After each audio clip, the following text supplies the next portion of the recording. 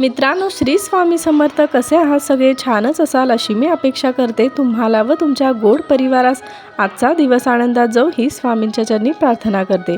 जर तुम्ही या संदेशाकडे दुर्लक्ष केले तर तुम्ही तुमच्यासाठी खूप महत्त्वाची गोष्ट गमावू शकता. मित्रांनो, आजचा संदेश हा परमेश्वराने तुमच्यासाठी पाठवला आहे, स्वामींनी पाठवला आहे. जर तुम्ही तुमच्यासाठी असलेली खूप मौल्यवान गोष्ट गमावू शकता हे जाणून घ्यायचं असेल, हीच ईश्वरचरणी मी विनंती करते. मित्रांनो, देव म्हणतो, स्वामी म्हणतात, आज कोणतीही इच्छा माग ती पूर्ण होईल.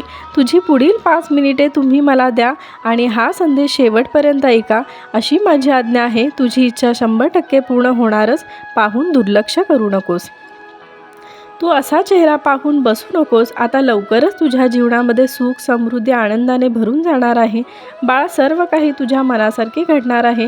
तुझ्या ज्या काही इच्छा असतील, मग ती नोकरीबाबत असो, पैशाबाबत असो, आजारपण, संतानप्राप्ती, नातेसंबंध टिकवण्यासाठी अशी कोणतीही अडचण असू दे, ती अडचण दूर करण्यासाठीच मी आलो आहे.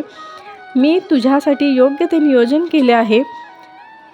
बाळा, तुला माहीत आहे का, कधी कधी शांत राहणे आणि काहीही न बोलणे ही सर्वात चांगली गोष्ट आहे.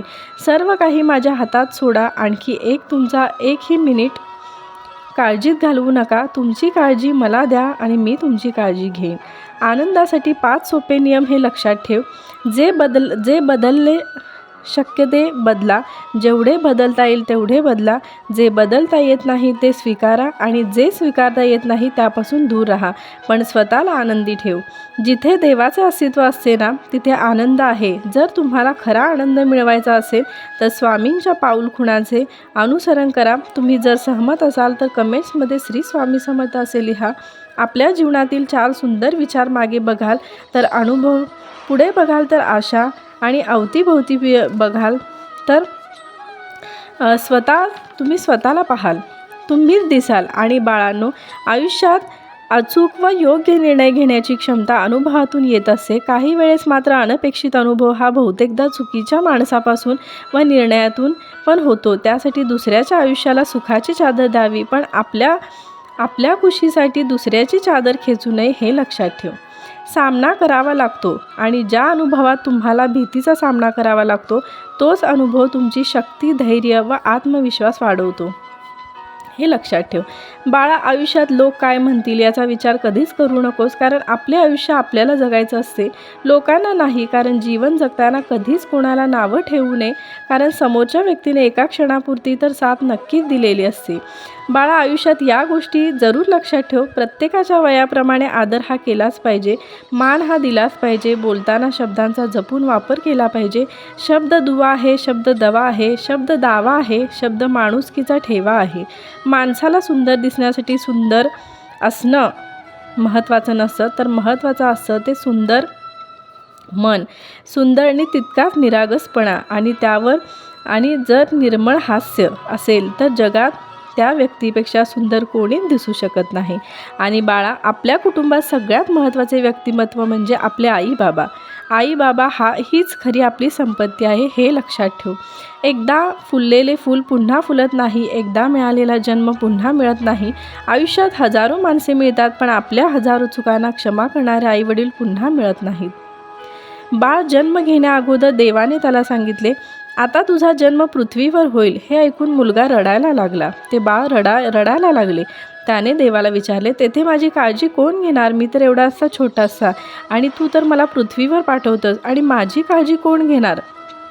तर देवाने खूप छान उत्तर दिलं. मित्रांनो, एक परी पाठवली आहे, त्यासाठी मी एक परी पाठवली आहे. देव म्हणतो, ती तुझी खूप काळजी घेईल. बाळाने पुन्हा विचारले, मला बोलायला कोण शिकवणार? माझी काळजी कोण घेणार? देव म्हणाला, तीच परी तुला बोलायला शिकवेल. बाळाने परत एकदा पुन्हा प्रश्न विचारला, मी तुझी प्रार्थना कशी करणार? देव म्हणाला, परी तुला शिकवेल. बाळाने विचारले, मी त्या परीला ओळखणार कसे?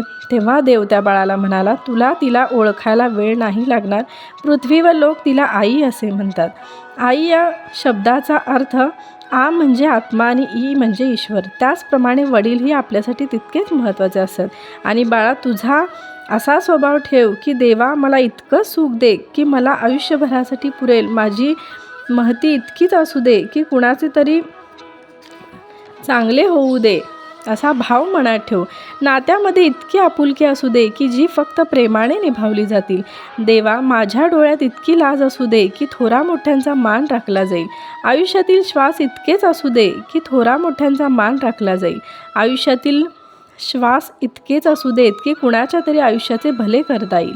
बाकीचं आयुष्य तुझ्याकडेच ठेव, म्हणजे इतरांना माझे ओझे होणार नाही. हे अनंता, मला माहीत नाही की माझे यापूर्वी किती जन्म झाले का पुढे किती होणार आहेत, पण हे स्वामीराया, हा पक्का विश्वास आहे की प्रत्येक जन्मात तूच माझा सोबती होतास. हे दत्तात्रया, मला मोक्ष नको, कारण तुझ्या भक्तीचा आनंदच न्यारा आहे. फक्त एकच विनंती आहे की हा प्रपंच करत असताना या मायेच्या दुनियेत माझे मन जर भरकटले तर पुन्हा तुझ्या चरणावर स्थिर ठेव. आणि हे स्वामीराया, तुझे नाम माझ्या मुखात अखंड ठेव. माझे नाम असेच तुझ्या मुखात राहू दे. तुझे कुठलेही टेन्शन असो, अडचण असो, त्यावर मात करण्याची शक्ती तुला मिळेलच. फक्त तू डगमगू नकोस, घाबरू नकोस, कारण भिवू नकोस, मी तुझ्या पाठीशी आहे.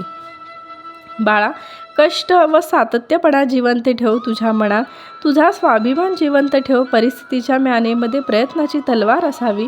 प्रयत्नांच्या त्या तलवारीला कायम धैर्याची धार असावी.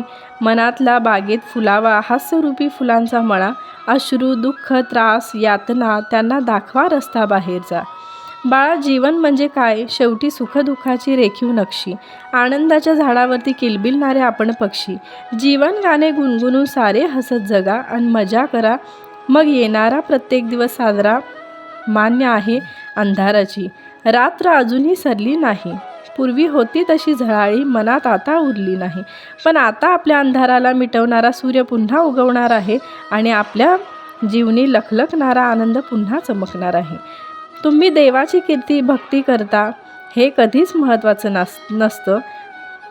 लक्षात ठेवा, तुम्ही देवाची किती भक्ती करता हे कधीच महत्त्वाचं नसतं. तुमच्यात जर प्रामाणिकपणा नसेल, इतरांबद्दल आदर नसेल, तर ती भक्ती काहीही उपयोगाची नाही.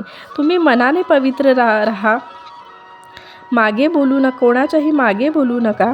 त्यामुळे देवाला देवारात पुजण्यापेक्षा मनात पूजा. देव नक्की प्रसन्न होईल. बाळा, हे कलियुगाचे पर्व आहे. इथे प्रत्येकाला गर्व आहे. मी आहे तर सर्व आहे, नाही तर जीवन व्यर्थ आहे.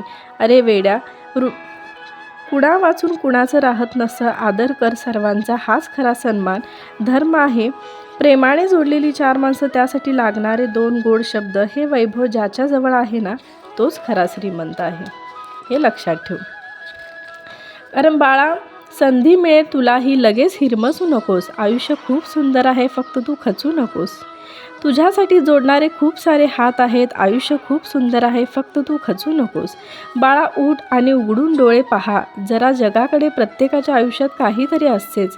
थोडे नाही नाही म्हणून उगाच कुडत तू बसू नकोस. आयुष्य खूप सुंदर आहे, फक्त तू खचू नकोस. सामर्थ्य आहे हातात, जर स्वप्ने डोळ्यात घेऊन चल. परिस्थितीशी भिडवून छाती 2 हात करत चल. बाळा, विजय तुझाच असेल. आयुष्य खूप सुंदर आहे, फक्त तू खचू नकोस, भिवू नकोस, मी तुझ्या पाठीशी आहे. बाळा, तू हसला तर जळतील, तू रडला तर ते हसतील. काही नवं केलं तर पाप म्हणतील, जुन्यात अडकून राहिला तर श्राप म्हणतील. कमावलं तर माज म्हणतील, पुढे निघाला तर मागे ओढतील. येतील मागे राहिला तर तुडवतील. तू हात दिला तर साथ म्हणतील, तू तुझा विचार केला तर स्वार्थ म्हणतील. कौतुक केलं तर वाह म्हणतील, उणीव दाखवता येतील तर जा म्हणतील. काही केलं तर काय केलं म्हणतील, नाही केलं तरी काय केलं म्हणतील. म्हणून तू जग, तुला हवं तसं.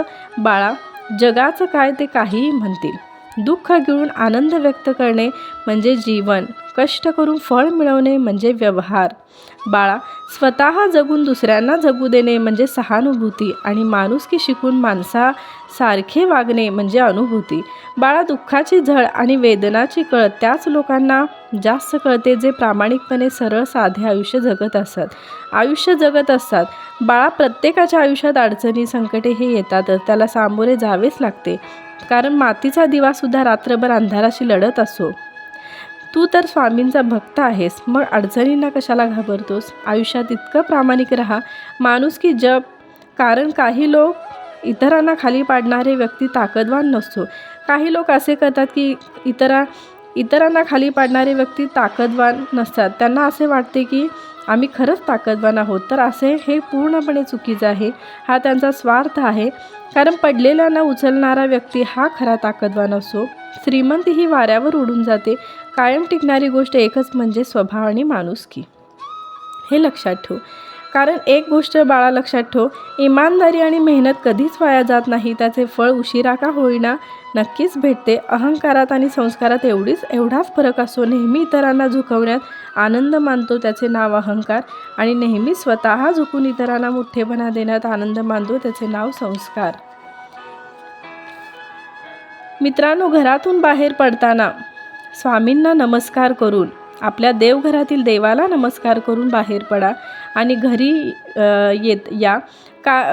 कारण तो भगवंत स्वामी तुम्ही घरी यायची आपली वाट पाहत असो. आपल्या घरी असा नियम बनवा की जेव्हा तुम्ही घरातून बाहेर पडता तेव्हा देवासमोर, स्वामींसमोर थांबून, हे परमेश्वर आहे स्वामीराय, तुम्ही माझ्यासोबत चला असं म्हणा.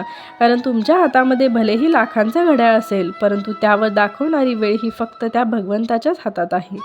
आणि जे कोणी स्वामी भक्त हे स्वामी वचन वाचत आहेत, जर तुम्ही ठरवलं ना तर सगळं शक्य आहे. स्वतःला कधीही कमी समजू नका. कारण जे तुला स्वतःवर कारण जे तुला जमतं ते कोणाला जमत नाही असा मनात विश्वास ठेव. फक्त स्वतःवर विश्वास ठेव. जे ठरवलं आहेस त्यावर मेहनत कर. बाकी कसलाच विचार करू नकोस. कारण मला माहीत आहे तू लवकरच यशस्वी होणार आहेत, हे लक्षात ठेव. त्यामुळे जीवनात कोणतीही अडचण असो त्यावर मात कर. आणि काही अडचण असली, भीती वाटली तर डोळे बंद करून श्री स्वामी समर्थ, श्री स्वामी समर्थ असा जप मनोमनी कर. तुझी सगळी संकटे, सगळ्या इच्छा पूर्ण होतील. हा माझा शब्द आहे. आणि भिवू नकोस, मी तुझ्या पाठीशी आहे, असे स्वामी वचन आहे. मित्रांनो, एवढे बोलून मी माझा व्हिडिओ इथेच संपवते. व्हिडिओ आवडला असेल तर प्लीज लाईक करा, शेअर करा, सबस्क्राईब करा.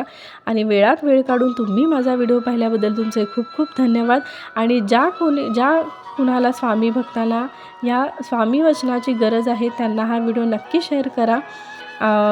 उगाची भीतोसी भय हे पळू दे, वसे अंतरी स्वामी शक्ती कळू दे. जगी जन्म मृत्यू असे खेळ ज्याचा, नको घाबरू तू असे बाळ त्याचा. अशक्य ही शक्य करतील स्वामी, अशक्य ही शक्य करतील स्वामी. श्री स्वामी समर्थ.